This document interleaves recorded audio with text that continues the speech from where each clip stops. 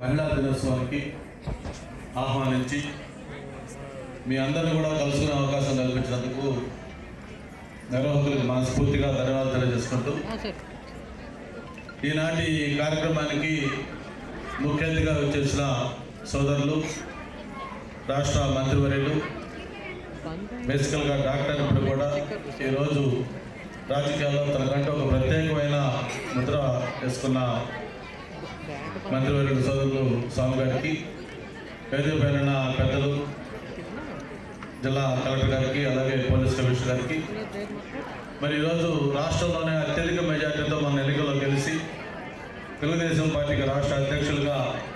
బాధ్యతలు చేపట్టిన నాకు ఎంతో ఇష్టమైన వ్యక్తి సోదరులు శాసనసభ్యులు పల్లా శ్రీనివాస్ గారికి, మరో డైనమిక్ నాయకుడు, మరి విశాఖ జిల్లా పార్టీ బాధ్యతలు చేపట్టి మరి పార్టీని ముందు నడిపిస్తున్న సోదరులు మాజీ